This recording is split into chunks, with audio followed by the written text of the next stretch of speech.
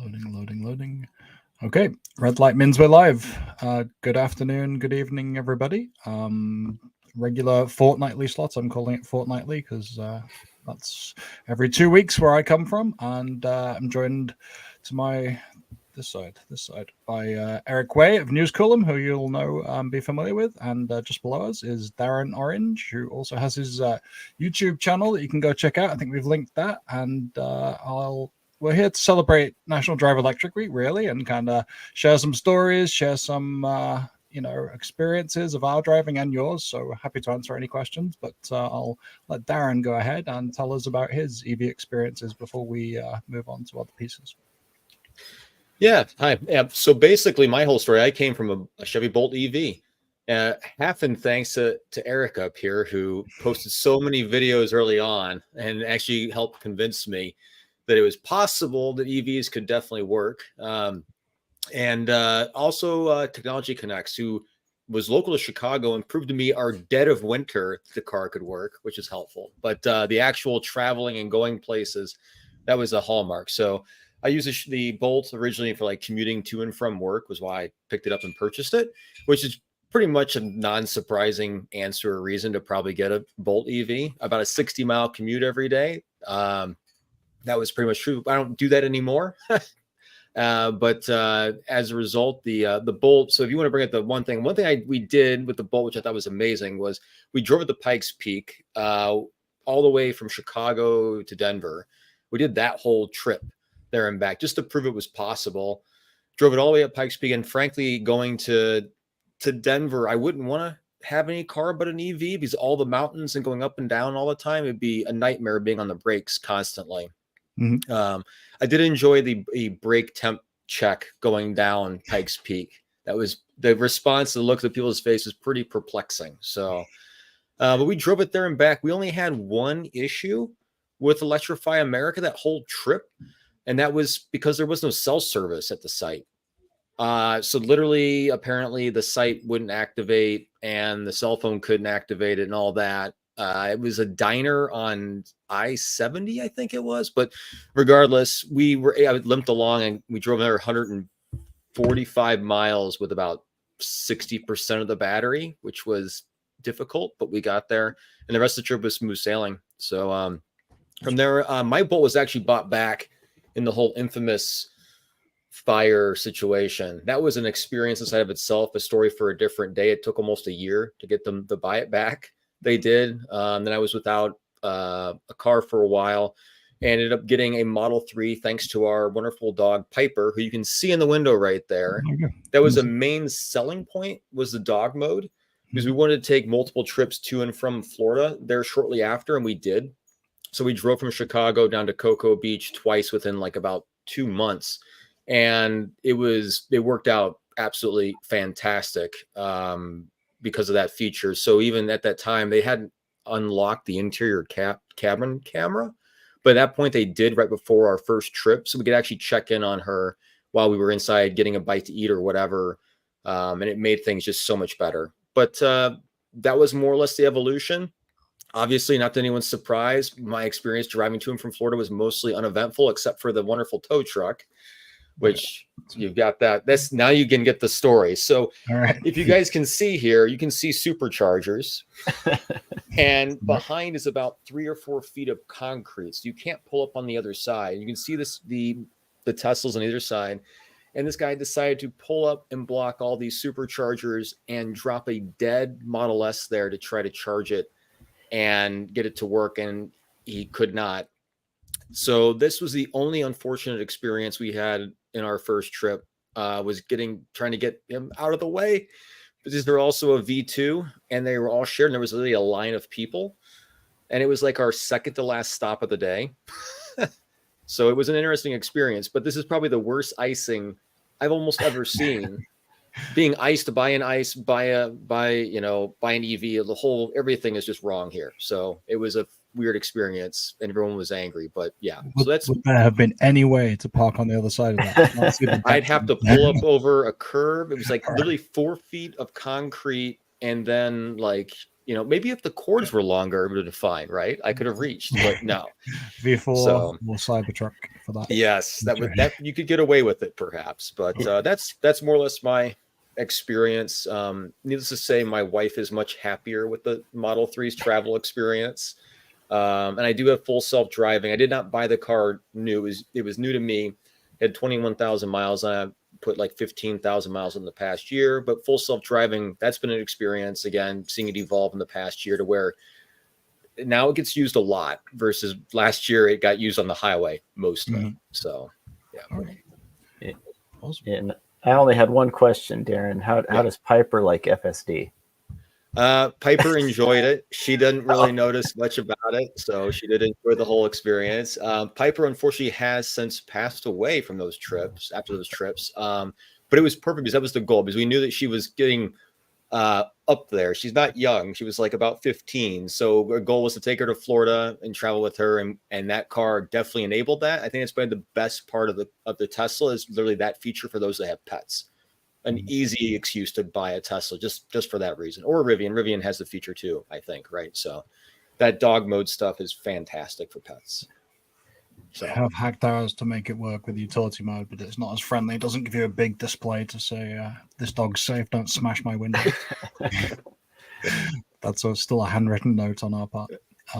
Cool. Well, thank you for the context. Yeah, that's I think between the three of us, we probably have endless stories, but I'll go to the comments to say hello, good evening to Jay Donaldson, Anthony, Mike in California, Leonard, Walter at the Network Architect channel. Thanks for joining us, and we'll probably be picking your brains later for more on the Flying J situation, which is changing by the hour by the looks of it.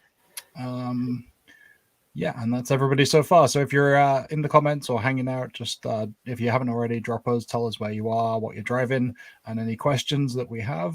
We are going to move on to our topic of the week, maybe multiple topics, but first, I guess we want to cover Magic Dock briefly, right? I mean, again, this is the Flying J kind of pilot situation with changing by the hour. The Magic Dock solution, which was kind of a dormant topic for the last few months, has suddenly reared its head again, depending on whether you think it's beautiful or ugly, but it is ahead, and a lot of new locations are going live. What are you thinking about the places, the resurrection of Magic Dock as a kind of solution, with all the other kind of manufacturers having moved or announcing the move to Tesla standard? What are we thinking about Magic Dock's place in the world? Oh boy. Well, I was gonna say Darren might have some interesting takes now that he's driving a Tesla, but for Magic Dock, for me anyway, in California, they still only have 2 sites open. So, and then that's been my kind of frustration. I think these recent sites that are popping up are a good movement in the right direction, because before, what I was seeing is a lot of these Magic Dock locations were opening up in sites that already had a lot of public charging coverage. Like the one that I visited in Placerville, literally 1 or 2 exits up is a 350 kilowatt EV Go station. 1 or 2 exits down is a 350 kilowatt Electrify America station. So it's like, okay, you added a site, but in the middle of California, there were way better places that they could have added a site to improve the driving experience for a lot of EV owners. But these new sites do look like they're rural areas of Washington and Oregon in the middle of America. So that I'm really happy about. I'll leave. I've said plenty on my concerns with Magic Dock, just overall, just the limitations of the power and things like that. So I'll leave it at that. But I like the trend, the movement toward opening more of them. What are you thinking, Darren? Yeah, my perspective, I guess I expected Magic Dock to spread widely. I mean, by default, Tesla's going to have to touch pretty much every single site anyway to make them CCS compatible. So it makes sense from a cost perspective just to install the docks on site, on location. You're not going to produce a Magic Dock or a dock for every single CCS car out there. That just seems not pragmatic or logical. So I think that they're going to probably install them and make the modifications at the same time to make them CCS compatible. I don't know what else they would do. I'm sure that the manufacturers that have come on board have probably given them money to support this endeavor, right? And the promise that they're going to switch over to their NACs. So I'm sure there's financial going back for. Personally, I don't really care. Like as far as a Tesla, like driving Tesla, if they add them places, it's fine. I actually don't feel one way or the other about it, to be honest with you. I do think that people are still going to go on the hedging, all that free charging, right? So I don't feel like people are just going to go from when you use EA where it's free for them perhaps to Tesla, which is particularly expensive. So I don't know that it's going to matter a whole lot in the short term. It's just more of having the option available so that when someone does have a problem, they have some place to go. I mean, obviously you guys have discussed, and I've obviously been aware of, like, it's not the best experience still on Magic Dock for a lot of vehicles, especially the 800 volt, right? Which you probably could go into. So, yeah.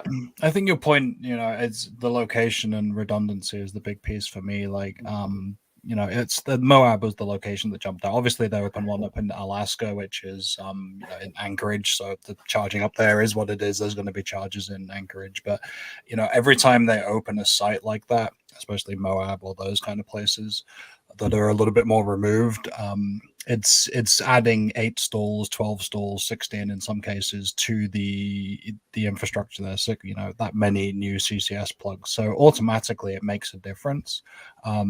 Redundancy is important. I think the ability to maybe ease some of the congestion at those Electrify America stations. But the point of the Moab there is it's really near Green River, which we know is a choke point, right? And I'm not sure actually if that's an older, maybe it's one of the V2 sites and that wasn't a candidate for upgrade. But some of those points out there, Quartzsite in Arizona, I think, Eric, is one of them that's where you could really look to see some of these places where a Magic Dock would make a real difference to people right now.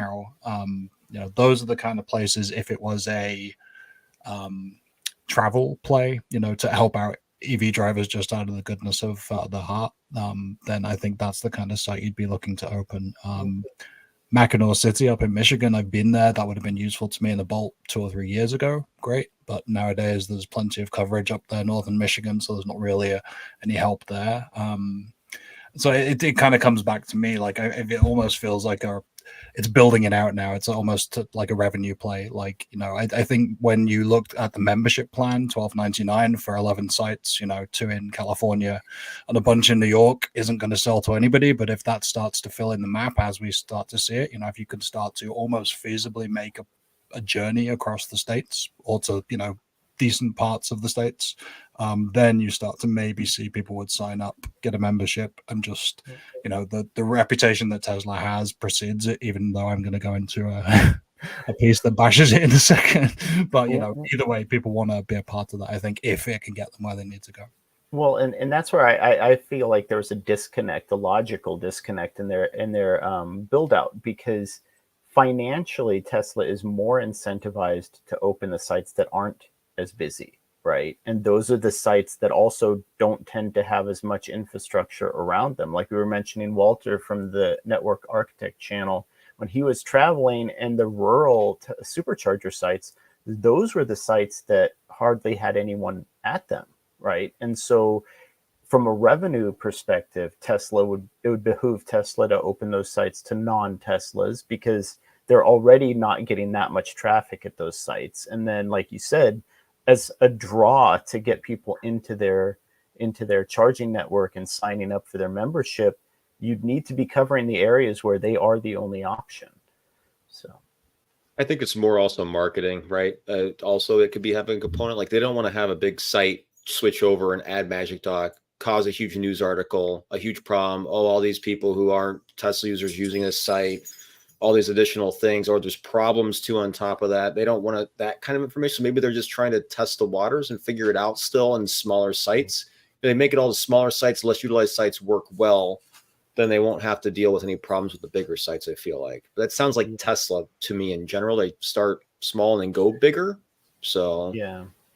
Well, and I worry too, like there's a lot of, and Steve, maybe this is a segue for you, Steve. There are a lot of valid criticisms about Magic Dock and the Tesla build out. And that's the one thing that I think Tesla needs to work on, is being better about accepting those constructive criticisms. Like when, you know, as an EV owner, if we say Magic Dock needs to improve in X, Y, and Z way, it's because we need to see it improve that way, right? So all of these charging providers that were getting on my case for saying we need to pull through parking and charging stalls and covers over the chargers, it's not because I'm hating on them. It's because we need to see those improvements, and they're finally coming around to it. So I think that is something that Tesla themselves also needs to work on.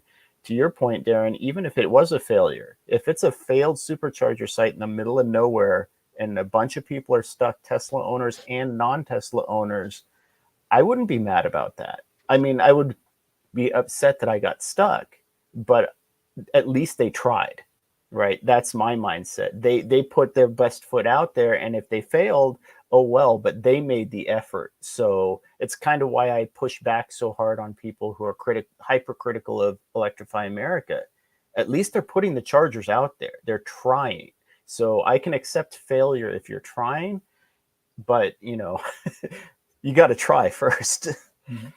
Well, this was the first trial. Sorry if that blinds anybody, because I haven't got any cute fades here, but this is my kind of ham-fisted way of assessing the early Magic Dock sites here, and it's from PlugShare, so you know we all know Plug score is a little bit off, and you know we'll record positives where there were negatives, that kind of thing, but it's comparing like for like. You know, it looks at the first handful of Magic Dock sites that we just talked about and compares the Plug score on that bottom axis. So some of these, although I would take issue with them possibly with like Fredonia, where I've never got a successful charge, some of these are showing the gray there of the Magic Dock kind of drag factor. You know, in general on PlugShare, Tesla gets 9 or 10 for most supercharger sites where it's Tesla only. But as we've started to see Magic Docks get introduced, you've got sites like, you know, even Batavia, where I have had a successful charge, people starting to report negative check-ins there. And down in Scotts Valley, which is nearest to you, Eric, that's at a 4.4 right now, based on a lot of a period where it seemed to be a lot of people having trouble charging, a lot of Bolt EVs actually, which was a surprise because they seem to have some pretty good early reports. You're getting obviously the kind of, you know, EGMP owners not having a great time, but that seems to have you know, eased itself in a little bit. But you know, in general, these early Magic Dock sites seem to get a little bit of a drag factor on them on PlugShare and the associated plug score when you know, we've got 3 or 4 months under our belts. That's, you know, there's a lot of data there, and it's not necessarily something we want to dwell on because you know, it's changing by the day, of course. But you know, what are we thinking in terms of, is this the time to roll it out? Do you fix these things? I think they seem to have, you know, addressed the Hyundai issue or the EGMP issue. It seems like people are getting closer to that 100 kilowatts. I haven't had a chance to test it yet, but we'll be doing in the next couple of weeks here. But when that, you know, if they've addressed that with all these other issues of, you know, whether it's people not being able to find the thing in the first place. We've had owners in that Moab site the first day, a lady couldn't get the charge session started. It dropped out. There's people who drive past them and maybe less experienced EV users just have no idea that there's a CCS connector in there. It tells them on PlugShare that it's there and they don't know how to use it. Obviously, that's user error, but you know, these are the things that we encounter. Is this the time to be accelerating this rollout, or should there be more of an effort to educate people before we hit this kind of accelerator? Honestly, I mean, I think they should have been accelerating this rollout 4 years ago. But yeah, given but the lack yeah, of our time machine, then right. But I think really, yeah. I mean, I think it is the NEVI funds that has to be what's driving this. And you know, and I was winding up to be hypercritical about Tesla because of the slow rollout of Magic Dock, but with NEVI, it now makes sense why they're accelerating. They're getting that funding, but I think even with these failures, yes, it's time to accelerate. And I think, Steve, you and I have mentioned this before, but I think that difference could be the user error, right? And I've said this about the public charging networks as well. There's a good percentage of the fail rate that we see with public chargers that have nothing to do with the provider or it's user error, whether it's not figuring out their payment, maybe they're credit card got declined. Maybe they didn't set up the account properly. There's any number of things that, and some of that is education. But I've used the app. You've used the app for Tesla. It's pretty straightforward. I had a delay starting it up where it dropped my payment method and I had to re-enter it. But I'm just, chalking that up to a first time use. But I was able to figure my way out of it. It's not like some black mark against the superchargers. But I think that 1.8 score difference, that 18%, if you will, differential, is probably mostly user error. And I think that's going to apply to anybody that doesn't make a dummy proof charging network, which for Tesla owners, it pretty much is, right? You set up your account when you get your car, it's done. All you do is plug in. There is literally like no way for a Tesla owner to screw up their charging experience on a supercharger. I shouldn't say that. There are ways. It's very much plenty of way. If they park a truck in front of it and get it towed. Yeah.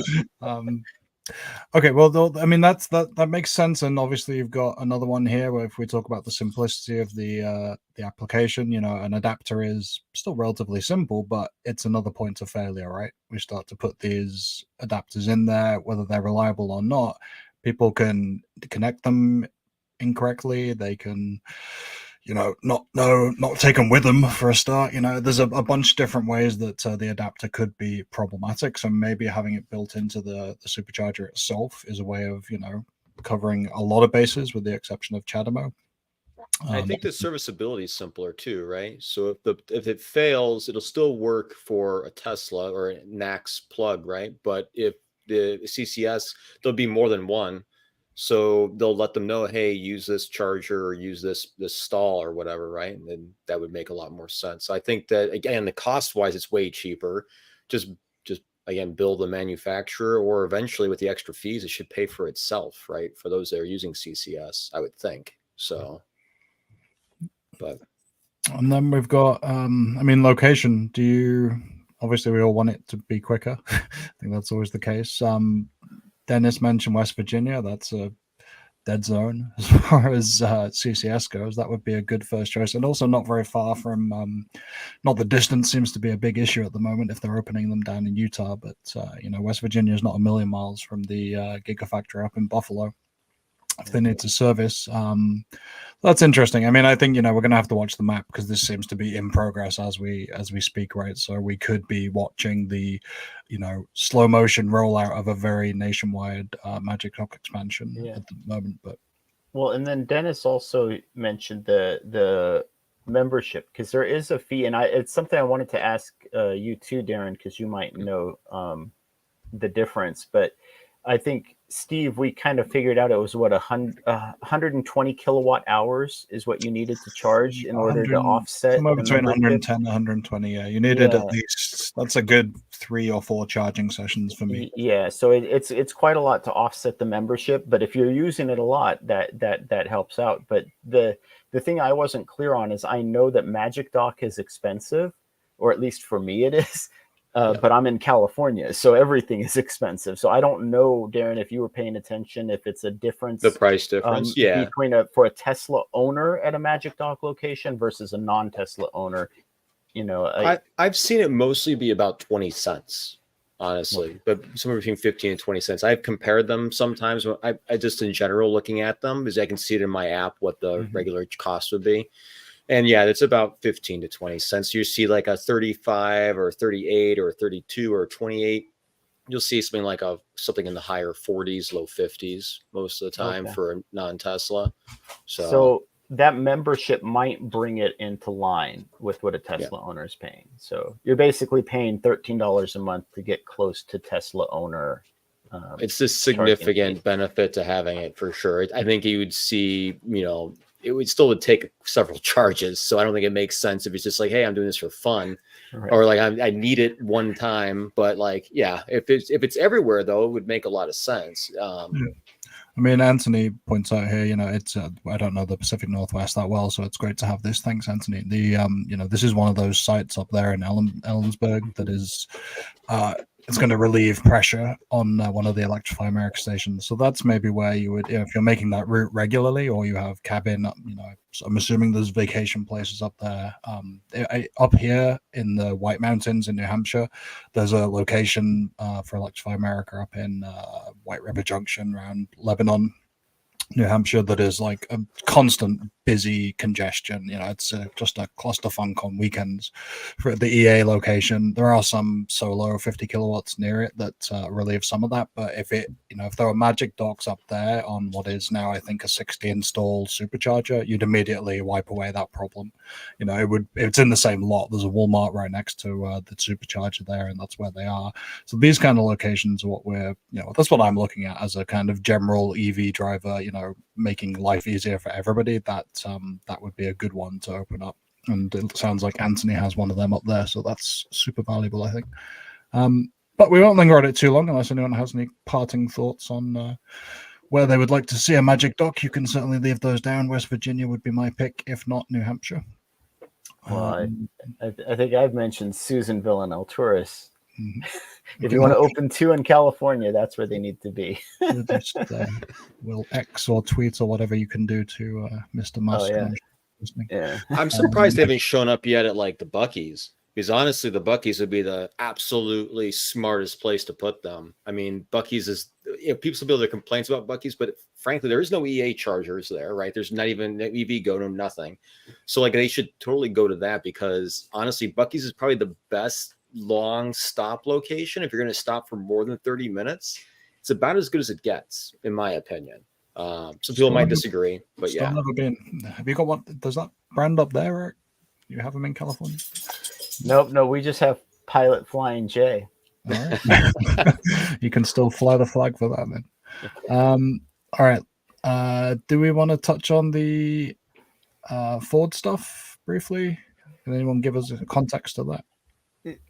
Yeah, so is the Ford halted their CATL battery plant, the $3.5 billion investment. And the articles that I've seen, Darren, I mean, correct me if I'm wrong, but they don't know like the exact reasoning behind it necessarily. And I saw even a recent article saying that they're still getting more funding in for it. So it's like, I think there's a lot of conflict going on is what's causing that pause. But we know we need the infrastructure. We know we need the domestic infrastructure.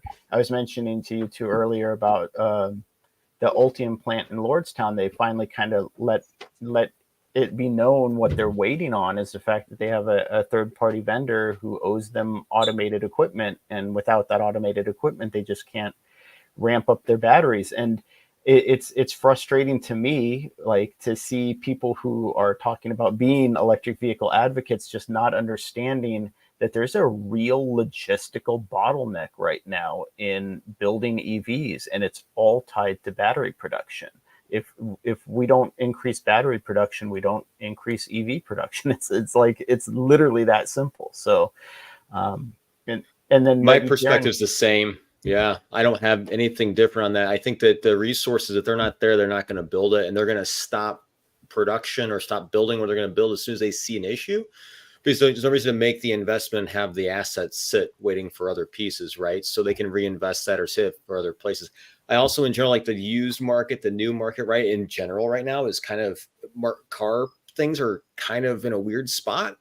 So it could be a combination of trying to make sure that their funds are in the right place at the right time.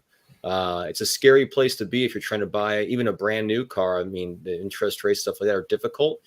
EVs, while interesting, obviously, to a lot of people, right now people are kind of in a weird spot. I don't know how else to describe that. The market's strange. Money is expensive, right? So there's a lot of oddities that come into play. So if you have a giant plant sitting waiting for those assets to make it usable, you might want to stop and wait for those assets to become available for investing any more money into it.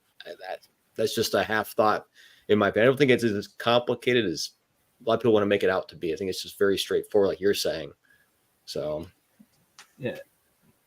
And I do think there's an element too, though, and this isn't why Ford would pause their plant, but the sort of American protectionism that we've seen go into place, because I recently had to have my Chevrolet Bolt, the plug-in hybrid electric. We had to take it in for servicing.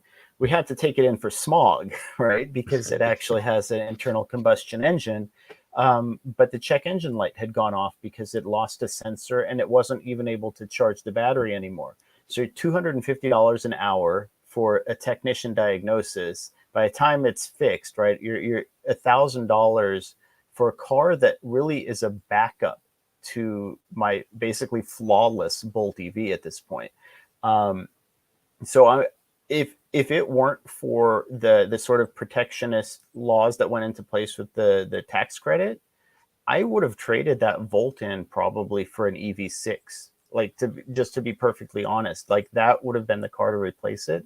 You can't justify it right now without a $7,500 tax credit, which is why Hyundai and Kia are bringing their battery production facilities to the United States. So, I mean, you can make the argument that sort of protectionism is working, but in the meantime, you have these perfectly good serviceable EVs that are sitting on the lot with artificially reduced demand, which, to your point, Darren, the market is already in a weird place, and now you're just putting one more hurdle in front of consumers who might want to buy an EV. So then they've sent a lot of people rushing down the lease route, right? So you're starting to see a bunch of those. I mean, there were no offers for leases. It wasn't at all incentivized when I was buying our Ioniq 5 last year, and then it flipped on its head this year. As soon as they realized they had the commercial loophole to be able to give the dealer that or the finance entity that tax credit and pass. Even Audi's doing it too, correct? Right? I believe Audi's now passing it along as they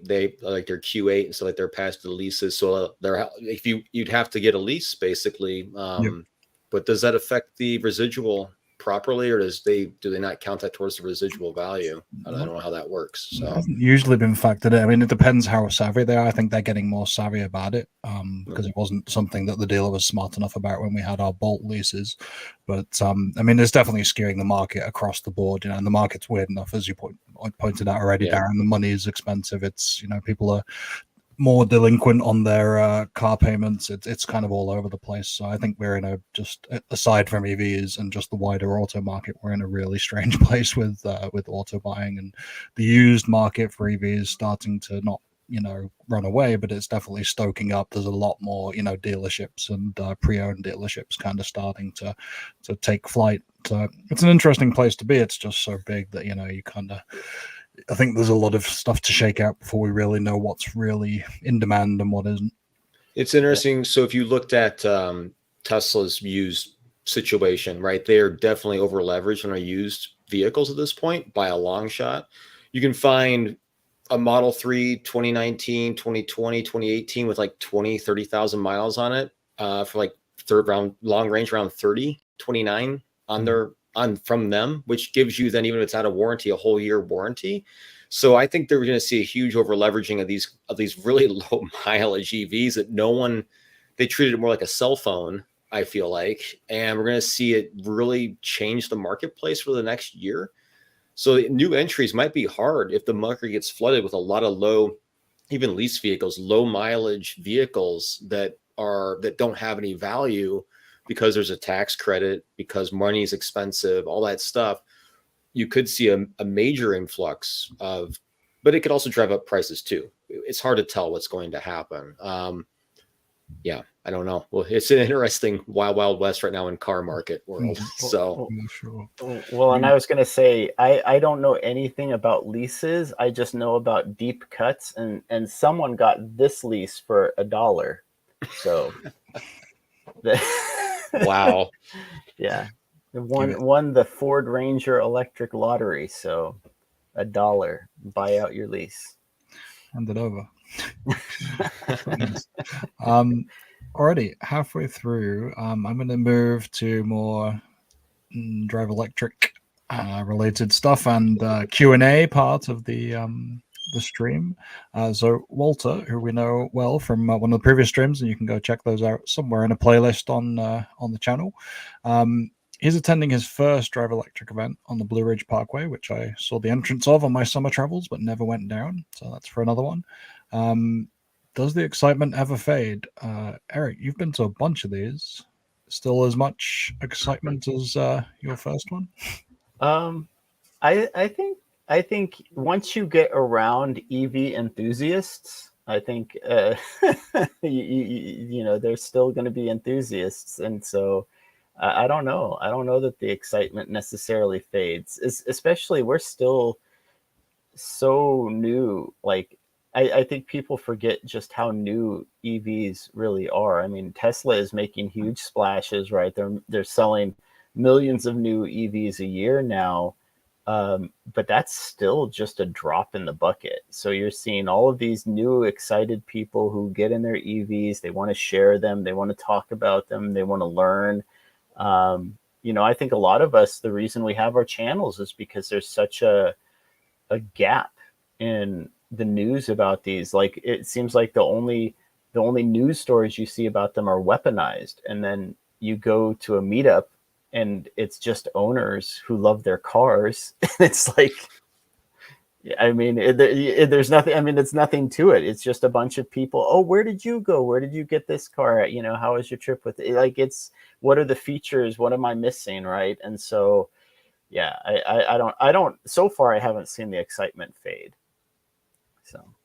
What have you seen, Darren? Have you been out and about to the events, or? I haven't. I need to go to one. Luckily, there's some this weekend. So my experience has been mostly with traveling with the Bolt, stopping at EA, and then also with the Tesla. A lot of questions at EA back then. That was 2020 when we drove it to Denver. So that was very new on. I encountered a Taycan one back when they were brand new. It's like, wow. And this guy was on the phone for half an hour. He didn't know what to do, apparently, and I couldn't help him. I tried. It didn't work. But there was an interesting gambit of things in that regards. But yeah, I mean, there's energy in general that I've seen. Tesla owners don't talk to each other. So that's what everyone sits in their cars and plays on their phone. I mean, that's pretty much how Tesla. That's been the oddity. Or they have dogs and they're walking dogs, and we have a dog or had a dog, right? And you get out and you would walk the dog and have a conversation about the dog and experiencing the car, which is again a highlight, I feel like. But yeah, I don't know. I think that going to these events would be fun. There's a bunch around me, being in Chicagoland, so we'll have to go just show up to one and see what's up, basically. For sure. You have me worried now, Darren, because maybe that does mean it fades. Because I remember long ago when you'd go to a supercharger and everybody would be talking, right? You'd see all the but it's basically just Model S and X owners. And okay, well, you're right. Now it's like we're telling them to move to the next store. I'll give you a story then. So I pulled into this Dunkin' Donuts with a version 2 supercharger right outside of Nashville. It was raining, it was nasty, whatever, plugged in. And this other guy, they share power, pulls into the slot that shares power, but there's a million other slots. And crap, I had to get out, move the car. And I parked next to this other Model 3 where I'm not sharing power with them. They rolled over and they waved them. It's like, they asked me, why did I move the car? I said, well, we're sharing power. It's like, oh, I don't know. It's like, we just rented this car from Hertz and we're driving it to Florida. And we have no, it's like, what? You're in Nashville? Like, you're going to Florida with it? Like, okay.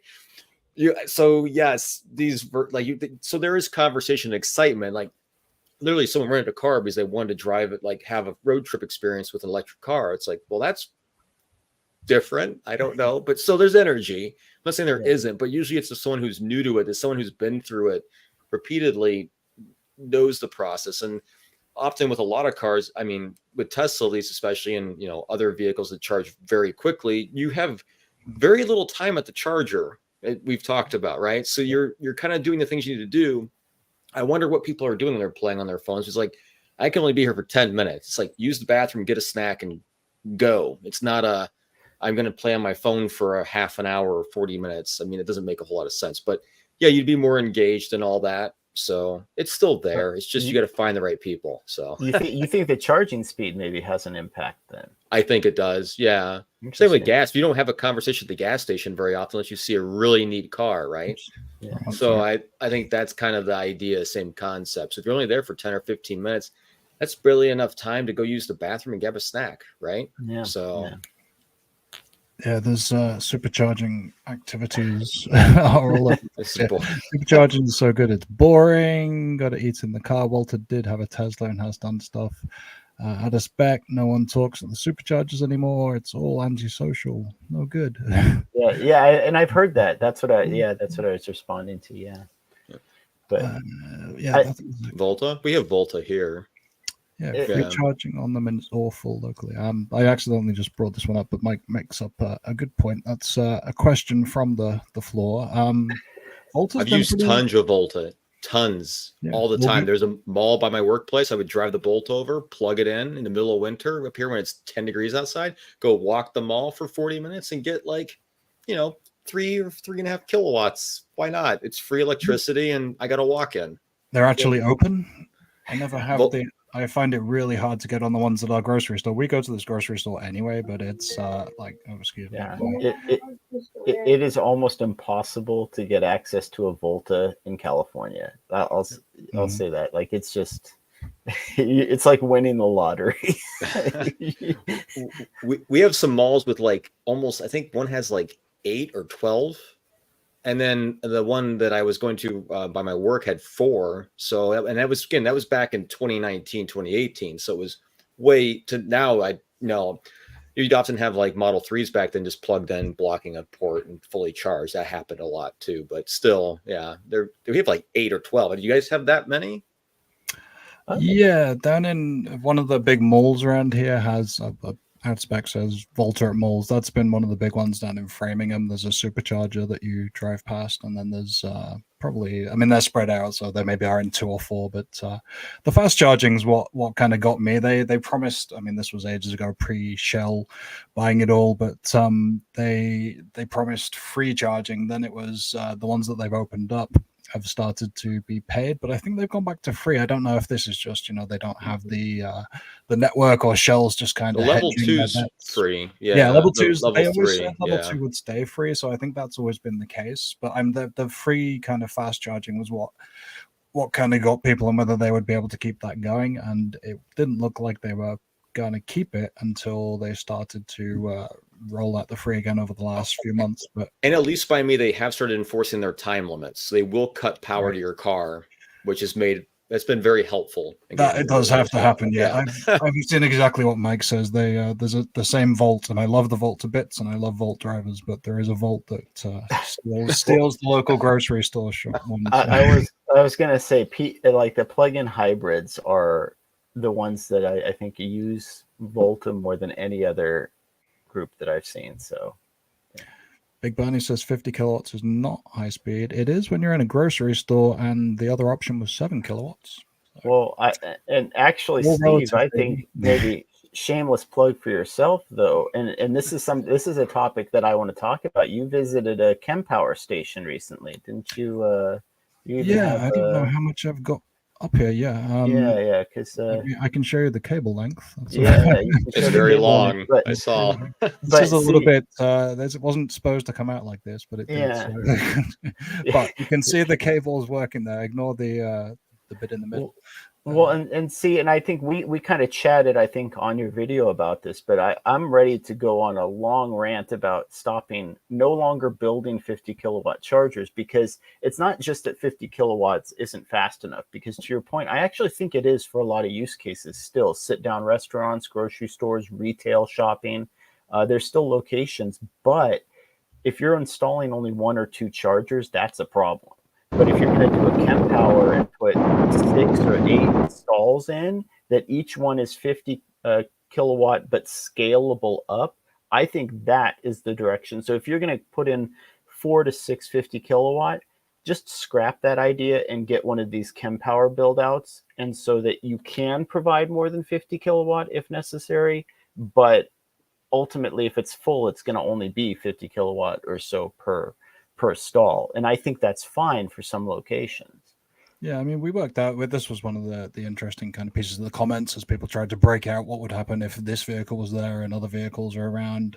We worked out the lowest you'd get would be around 85 kilowatts, which is not bad, still, even fully shared, assuming it all works as planned, and that's the biggest, assumption of all, really, because there's still things that, Kempower has a good reliability record in Europe, but it's when they come over here they seem to have problems. So I don't think it's a given that that's going to be. Well, just prioritize too, right? Order of plug-in. Give the person who plugged in first whatever they want, and then that way, if they need to go, they're done, right? That would be. But that amount of power, that Kempower site's beautiful. Like, just do that and just give order.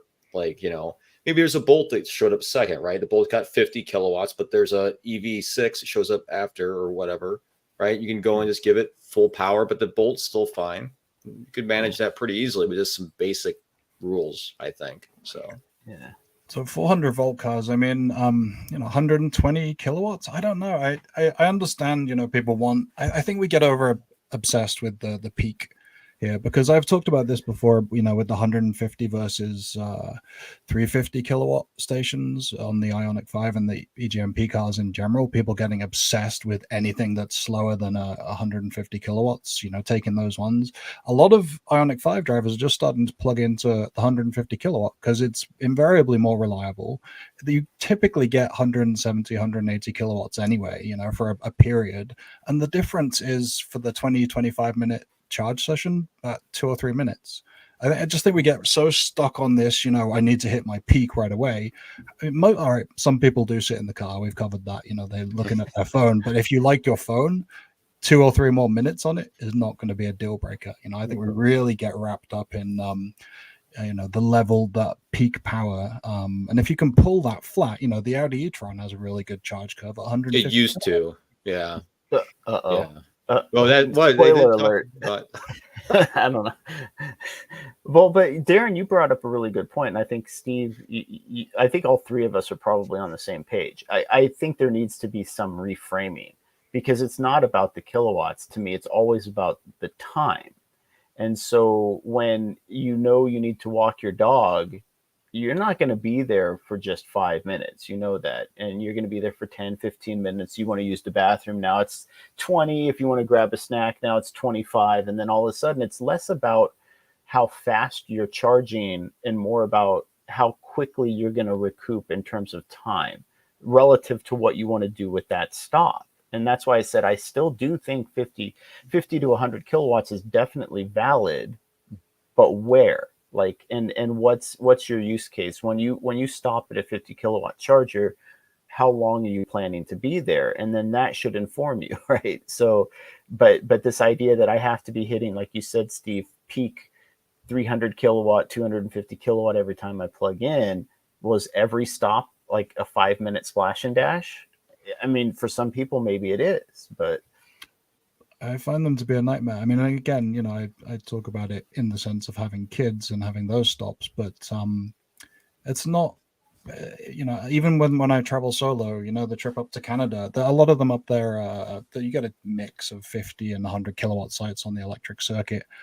If there's any kind of amenities, it's fine. It don't need to watch the car, hit its peak. It really doesn't matter to me. As long as I know that it's charging there, stable triple digits in the background, 20 minutes, I can easily while that away. And with more and more kind of working remotely, people can answer an email. You can be working on your phone. That extra few minutes, it really, and again, obviously 50 kilowatts is more of a restaurant. There's plenty of places where I've been, and that's been just fine to sit down, and we would have been done the same time as the car, but we've got up and gone and moved the car because it's been finished before. But it's about, as I think you're right, it's dwell time as much as anything else. So I think these Kempower sites seem to work if you're really looking at it as the kind of edge of travel, really getting off the interstate and spending maybe 5-10 minutes. You can maybe make an argument for 350 kilowatt dedicated, but again, if they can keep costs down because of this and they just work, then I think I'd choose that over a, say, Apple Green Electric going in on the New York Thruway. Those are 60 cents per kilowatt hour ish, getting pretty close to that for the 350s. That's it's not attractive to me. I'd rather go and just, pull off, have a few minutes off the interstate and take a more leisurely stop, pay a bit less. And I haven't actually had a chance to use the Kempower, and you were mentioning this too, but this is a big thing to me too, is the cable management, right? So Those Huber plus Sooner cables, Electrify America really struggles with those. I mean, Darren can speak to how easy the Tesla supercharger cables are, especially V3 by comparison. And ChargePoint does a great job, even with their higher power cables, because of their cable management. And so it looks like ChemPower solves that too, with these relatively high power cables that are easy to use, easy to manage. That's a draw in and of itself. So, yeah. So retrospectively, my first trip we ever took with the Bolt was from Chicago to Columbus, Ohio, back in the early days. So like this was like November of 2018. And we had EA was fine, but we went in like it was like 25 degrees with like 35 or 40 mile an hour headwinds. It was horrendously bad in most ways. And our return trip coming back the following day, we had gusts up to 60 miles an hour. And I successfully, even going 55 miles an hour, we were only getting on the highway with it being 65 degrees in the cabin. The cabin heat was off. It was off. We were getting 2.2 miles a kilowatt hour. And we had to do that for about an hour and a half. So it depends a lot. And those cables were notoriously bad on trying to move them around and make them work. You couldn't barely get them to plug in. They did charge, but then also you're dealing with a whole other spectrum of things where, you know, the infrastructure, like the covering, the blocking of the wind, the making it more comfortable stuff you talk about, the experience at a charge stop, not just the cable. Obviously, ChemPower would be great if it had a cover, right? That would be fantastic. So there's some things I think get missed in translation with the things. The cable's great, but it'd be better if we weren't getting blasted by like 20-degree, 60 mile an hour wind. There's some, I don't know. Yeah. Well, that was Quebec, so it can't be that cold, right? It wasn't. They have covers on some of their hardware. That's what I gets me, you know. But the covers are mainly for the chargers. The person just gets left out in the cold and screwed. Yeah, that's a big thing. All the way back to Maine to find a squeegee in a bin. So right, isn't that like the Petro Canada stations? They do that too, where it's just covering the charger. The and not tiniest just... and it barely works on. Well, that's assuming the Petro Canada station works in the first place, which is not a fair assumption. Fat charger and a little coat. They are America's. They are Canada's Electrify America. Apparently, still can't get over the fact that the amenities stuff. Like you think that'd be obvious, you'd want the same amenities for a charger as you would want for a gas station. I just don't get the logic there. We're just going to stick some poles in the ground that plugs. Yay! So I don't get it. I think it's a factor of some of the partners that they've had, right? You know, I mean, you can't probably go to a Walmart and say I'm building, massive canopy, but as you know, it tells you how much people are excited by this stuff. When there's that one Flying J, or Pilot, whatever it is, everyone's blown their minds. It's got a canopy. Holy! It's got the squeegee's there. There's a bin. This is that's like the Baker, California. All of the 4 DC chargers, the Supercharger, Electrify America, EVgo, and ChargePoint, are all built under full solar canopies. So it's like you could do it there. This is one of the ones I did actually see. This one, there's one in Oklahoma of the Flying J's or the Pilot. I'm never sure which one it's going to be, but maybe we'll see a bunch of these now. Maybe we'll start to get people fully covered and charging in places where they don't get absolutely sodden. Here we go. This is a record. 3 have canopies now. Yes. Wow. That's a trend, people. 3 is a trend. EVgo is leading the charge. Yeah. All right. So we're already at 53 minutes. I think we want to cover some other stuff as well towards the end, but can I put you on the spot? Best story? I mean, we've had Darren's, completely iced and EV'd supercharger there. What kind of stories have you got? I mean, we've all done trips. We've all got kind of highlights. What would you pick out as the maybe the best and the worst of EV ownership over 5-7 years, whatever it's been now? Are you talking about me? Both of you. Go ahead. Oh, yeah. Well, Darren's the guest, so unless we have nothing. The best is not going to a gas station. I think everyone can agree with that for the most part, not going to a gas station. Sometimes you end up at a gas stations regardless, but like not having to go there daily, is plugging in like you do your cell phone. I mean, the amount of time it saves is kind of insane when you factor in years now. I'm sure you guys can have that similar rough experience. I mean, the 15 minutes or whatever, like going out of your way to a gas station or having to think about it, even being on your mind. That's probably one of the best features of an EV that gets overlooked.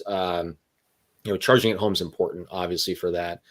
Worst part of it, I don't know. I've had some pretty weird experiences with the Bolt. I mean, so Eric can say the best part is getting a new battery. Probably. Definitely. Yeah. Give you a free $20,000 piece of kit that you're pretty happy, right? Chevy bought back my car, so that's fine. I guess that was nice. It was a good equity play for me in that situation, so it worked out okay in that regard. The Tesla, in that regards, ownership, probably the amount of times I had to take it to service to get it all figured out. Mine was a July 2019 build, a Model 3 Performance Stealth. So for me, it was the person who had it before me just didn't fix anything. So I got it. It was fine, but like, this seems a little weird. But Tesla will fix everything. If it bothers you and you say, hey, this is weird, can you fix this?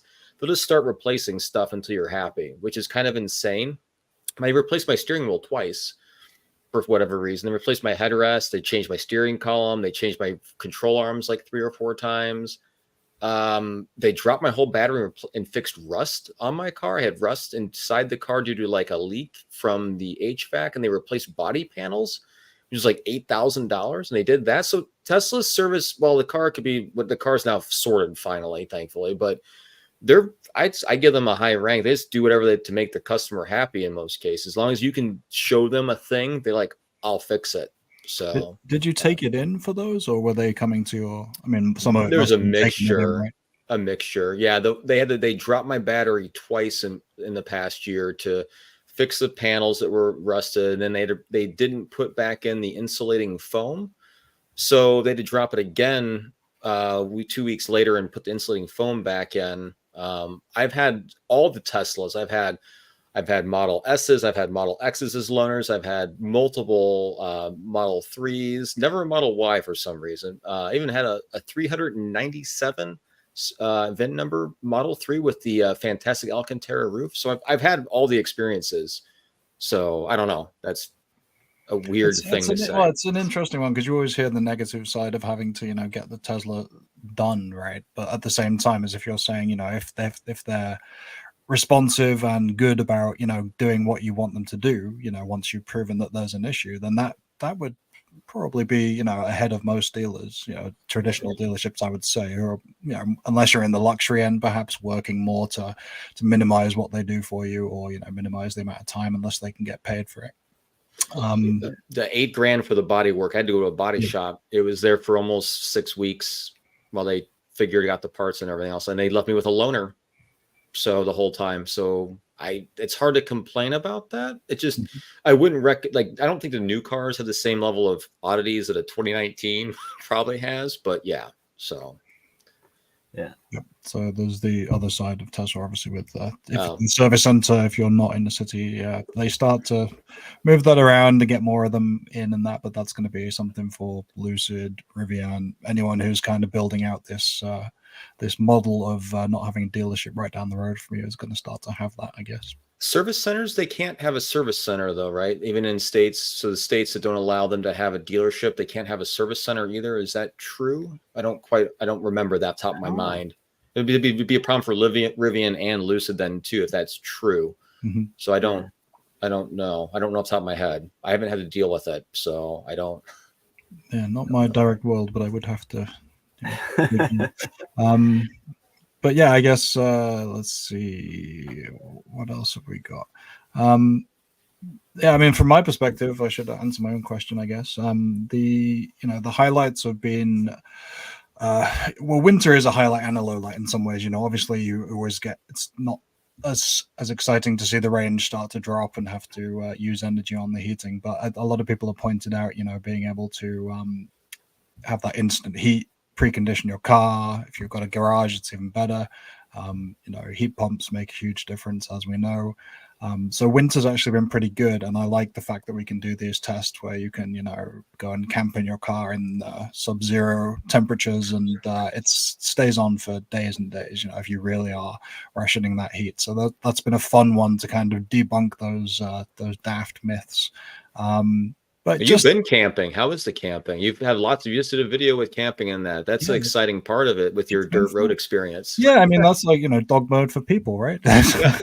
We're able to, my wife and I, decided that when we got to the camp in Wisconsin, it was dusk. We didn't really want to unpack the tent and all that. So we just, threw in the mattresses and be able to, it's not super hot in Wisconsin, but, enough that it would be uncomfortable.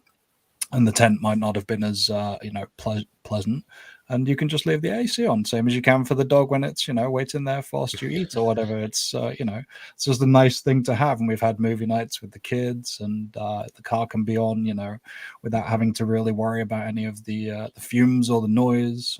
Drive-in theaters, pretty big thing around New England way. That's always been fun to kind of use them out there in quiet mode.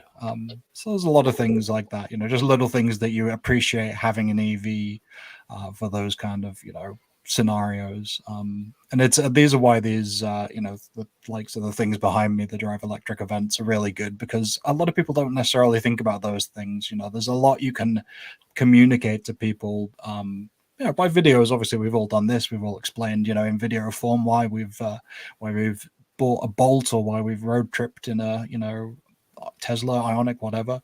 But to be able to explain to them the things that they've heard, as Eric said, in the mainstream kind of media, the negatives and the apocalyptic stuff just isn't really the case. For the most part, 99 times out of 100, it's a really good experience. And all the things that you do save, the time you do save, the cheaper running costs, all of the things that we like about electric vehicles, way outweigh the kind of few negatives that we're still dealing with. Well, and I was going to say, even without just the cheaper running costs, it's the volatility of costs, right? Because in California right now, we're seeing gas prices $6 a gallon. And, 2 months ago, it was $4 a gallon. And then 2 months before that, it was $5 a gallon. So if you're trying to budget your fuel expenses here, it's almost impossible to do.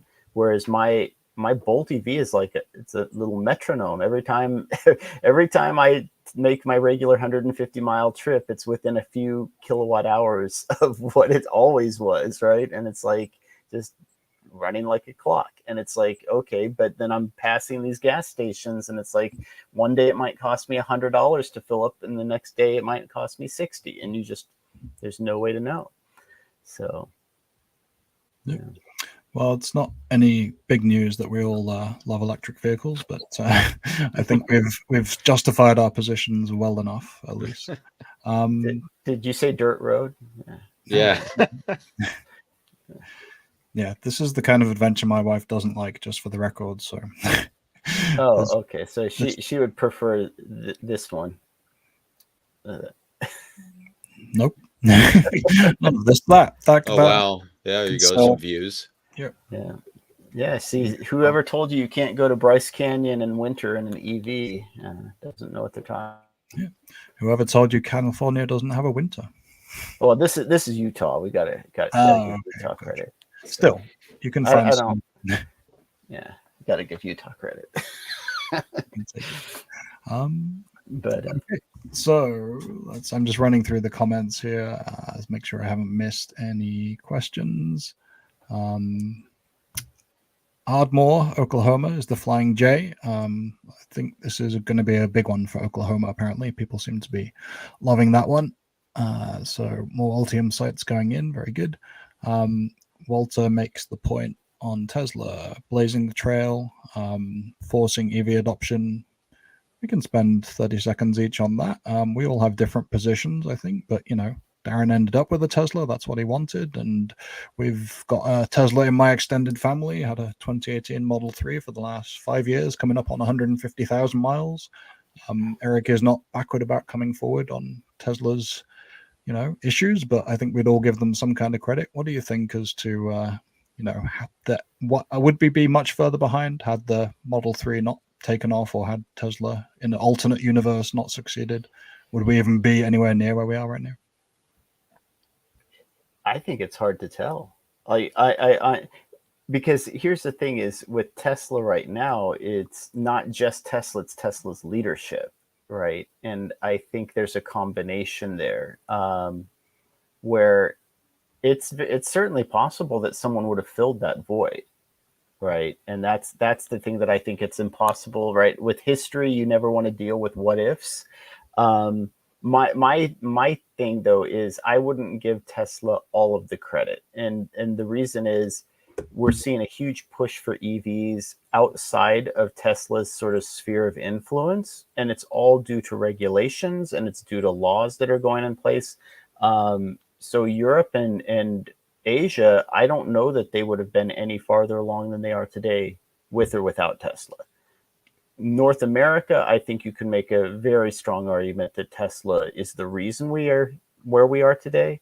But I still have to remind people that Tesla is also built on car companies that came before it, right? Like that EV behind me in my picture literally predates Tesla as a company by over 5 or 6 years. And that's all due to CARB and ZEV mandates, which those automakers started making EVs because of regulations, not because of competition. So yeah, I think it's arguable, but I mean, it's kind of hard to argue what 1 million plus EVs, even just in this hemisphere from Tesla. So yeah, I think they deserve credit, especially for the superchargers, which are sort of an iterative process too. But yeah, without that model of charging site concentration and distribution for the superchargers, and without the model of just building as many cars as you can build, yeah, I don't know that would be as far along as we are. Yeah, I think they needed. I mean, Patrick kind of puts it here. It's it's kind of the threat, right? They were an existential threat potentially, and we'll see if Toyota kind of catches up as they start to move to EVs here. But some of these automakers are looking long way behind the curve, and I think Tesla scared a bunch of them into getting to this position where they know they need to start to innovate and make this. Do you think Toyota's acting the way that they are because they feel like they got maybe caught with their pants down, so to speak, in the middle of a relay race? I think they genuinely believe that there is a long game here to play, and I think that it all hinges on what kind of technology is in the pipeline. If they can leapfrog, if they can ignore the whole development to get to the point where we've got now and wait till the technology has a little bit of a paradigm shift, then I think potentially they can come back. But if it's more of a gradual curve towards whatever we think, whether it's solid state batteries, new chemistries that deliver 500 plus miles, whatever the technology jump is, if it's not a leap, if it's just a gradual curve, the others will get there first, and Toyota won't have a track of having developed stuff. I think like the likes of Ford, GM, obviously Tesla's there, but the ones that have this kind of like Darren has been in a Bolt, and like you've got the Ford Ranger kind of history there behind you. Everybody's got some track record with one of these companies now. Even the likes of Nissan, despite having kind of dropped the ball a little bit, have a lot of people who kind of remember the Leaf fondly, and there's going to be some cachet in that. Toyota's got the mainstream market, but at some point, you've got to move that, go all in on EVs. You've got to have something compelling beyond just one vehicle or, a bunch of hybrids. And I don't know, the longer we go towards, the mass adoption, and they don't have a compelling EV on the market, then it's increasingly going to be harder, I think, to catch up. We've segued into a completely different topic. Well, I'll jump into something interesting. I think that the problem you're saying is it's kind of a Jurassic Park conundrum. They're going to try to do the whole, take what other people have done, like stand on their shoulders, leapfrog above. But you're saying if it doesn't exist or they can't do that, they're just going to fade into, they're not going to be able to do it. They're going to have to like suddenly radically change the whole business model. They're going to be in trouble, big trouble. And I tend to think that based upon our current range in EVs and current charging speeds, we are at the point already where so let's say they make the batteries lighter and more energy dense. That doesn't really help us all that much, right? Because in the day, we don't want a 200 kilowatt battery that weighs the same, and then we get to go further, but it costs more to make, but uses more energy. There's a breaking point to that balancing act, to where all of a sudden we're back in the same problem where it costs as much to drive an electric car someplace. I mean, this is true in a major issue, obviously, where we're seeing the benefits like in trucks and semis and stuff like that. We have Nikolai semis right by us that have CCS fast chargers, but there's a cutoff point to some of that to where you kind of, what do you do with that? Like, you can only go 200 miles in a stop, right? I mean, and stop for 15 minutes. Like, do you need to do much more? Like, what are we gaining? We're gaining like such small dividends in most situations to where I don't think that it's going to benefit anyone. But yeah, if they don't have this major technological shift where it's clearly just the better EV, they've just got better technology all of a sudden, then I'm nothing about what Toyota's done in the last 5-10 years. They just released a pretty attractive Prius, but the Volt did this 10 years ago. So I have credit for the Chevy and GM doing that. Not I have no desire to go out and buy that Toyota other than it's a little bit more attractive now. Well, and Darren and I have talked about this too, right? And I think to Darren's point is, say Toyota comes up with a 600-mile EV, that doesn't make it a better EV at this point, because better is going to come down to things like cost and availability and reliability and things like that. Because once you hit, and I've had people gasplain to me, right? But it's like, you forget that I own a Volt. So when I make those 500-mile trips in my Bolt EV, those are the same 500-mile trips I would make in my Volt. And I know how I traveled in my Volt. So you're telling me that an EV isn't capable of the same thing, when I know that even when I had a gas engine and I had the option of doing a 5-minute splash and dash to do 500 or 600 miles, I still didn't do it. So why would I do it now that I have an electric vehicle? Right. And so what is Toyota's mindset, where it's like, well, people want to drive 500 miles without stopping? No, they don't. No, they don't. Yeah, but that's the whole conundrum too. You have that whole situation, like, but if you could, so let's say you have a car that has 100 kilowatts, right, of energy. Well, if you could have two cars that could use 50 kilowatts, regardless of the battery technology, it's all energy, right? You'd have two cars. That'd be better, right? So if you have two cars, let's say 160 kilowatts. I mean, we're seeing this issue right now. Tesla's having that problem, right? We see that they canceled the short range Model Y. They want those batteries for the Cybertruck, most likely, right? It's not because, I mean, it's not, you can only go up in energy density, so fine. But if you could have let's say you could pack in 200 kilowatts into a 100 kilowatt pack today, well, you'd still be better off making two cars, which is a smaller pack, but you're not going to gain. If the weight goes down by like 300 pounds, we already know this, it doesn't change the range significantly in the car. So, or even half the weight wouldn't change it significantly. So you're stuck in this kind of void where, like, you got to make the car more efficient, but there's a cutoff point to that. So we're already at where the cars are going far enough. Saving 300 pounds isn't going to change much, in my opinion. I don't know. So. Yep. No, I think it's an increasingly precarious position. I think is I think you can have made the argument that this is worth doing as a strategy for Toyota, over the past few years, but it's increasingly becoming hard to justify, I think. Yeah. All right, we are definitely running over time. This is going to be the longest now. That's okay. But yeah, this was the Q&A. This was a discussion. If no one's got to go anywhere, I'm happy to hang out. I didn't actually come up with a very good way of doing our naming conventions, or what we want to call this, but I've got the list here. So let's go jump back to the comments, and then I'll sound people out about what might want to call this as we go forward with the fortnightly kind of timing. Let's see what else. EV Fortnite. EV Fortnite. My hybrids have 1.5 kilowatt hour batteries. Yeah, it's the hybrid thing is gonna, it's about efficiency, right? I don't think that, as you said, the people who are driving these Prius, they're not driving it because they can go 500 miles. They're driving it because it's sipping fuel around town or sipping fuel on their highway journeys. So Mike says 220 miles. That's good because that's exactly what the Ioniq 5 will do if you ever want to buy one. It's a stretch though, so you'll have to go. Yeah, back. I was gonna say though, with 1.5 kilowatt hours of battery in that hybrid, you will trigger the brake check on Pikes Peak. Yeah. What else we got? Okay.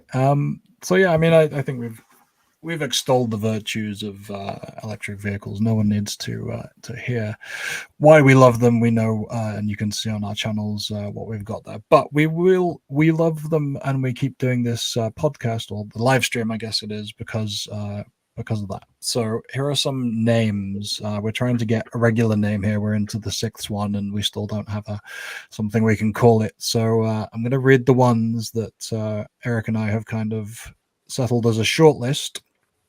So we have between two chargers, charging joules, spelt Joules, or dueling chargers if you want that. Charging protocols, fortnightly fast charge, EVs and infrastructure. I'm sure that was a boring one that I came up with. The isolation test. That's one for the insiders or electricians. We think you should charge, and fueling the future.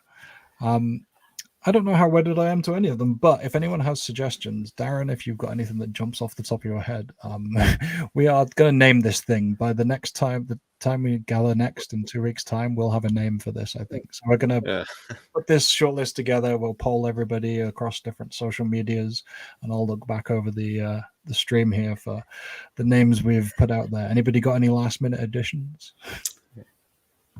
Go ahead, Eric. I don't usually I got was an going to idea. say EV nuts and bolts.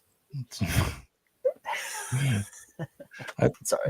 What did you say? Gas plane? That was one.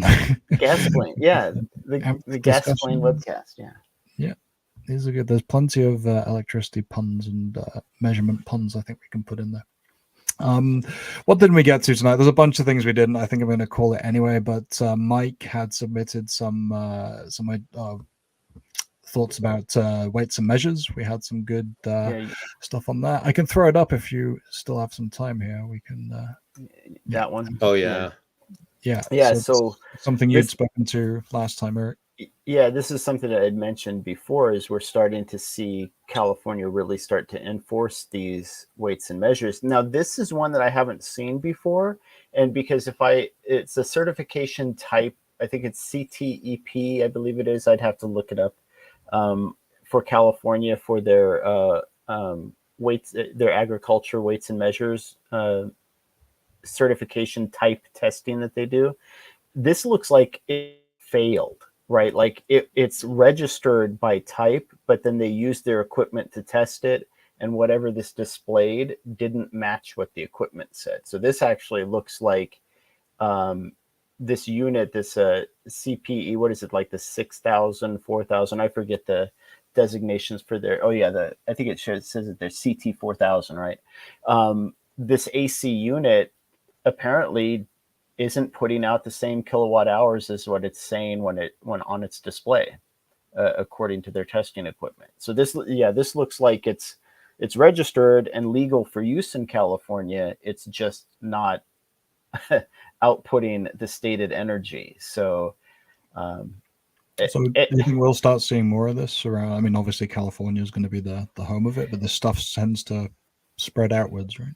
Yeah, and this is one area that I really do worry about abuse, because I mean, we know weights and measures applies to gas pumps, but how frequently have you seen a gas pump down for a long period of time because it wasn't dispensing properly, right? Like this is, and this is going to be a very easy way to negatively impact our charging infrastructure if things aren't and I don't know how sensitive their equipment is.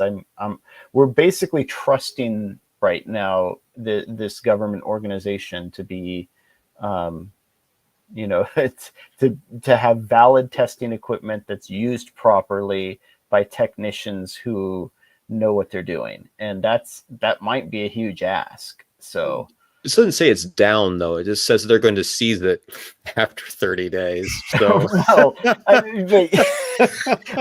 mean, in a sense that it's not going to be Yeah, it's not going to be able to be used. I want to film It's that. Someone seizing the charge. Like, what does that look like? The government trying to seize this thing? Who's in charge of that? You thought you had complaints at Electrify America stations before? Just you wait. Well, there's a federal representative or state representative stealing the charging station from the grid. Yeah, and I have to find someone else posted up some images. Like I said, this is not the same tag. There's a different tag that they use where it doesn't match the certification type. And then that's usually flagged for they just won't let you open it. So the charger can't be powered on. And that could be what people are seeing in San Diego, where there are dozens and dozens and dozens of Electrify America sites in the greater San Diego area that have been physically completed for months now and are just sitting there. Some of them well over a year. So, yeah, Mike is right. Like, that's exactly what we need is, no one saw that that's coming. my worry. Yeah. All right. I think that is a worthwhile note to end it on. Thank you for speaking to that, Eric, because that is your jurisdiction over there. Not necessarily you tagging these things, I hope, but certainly something that you can speak to.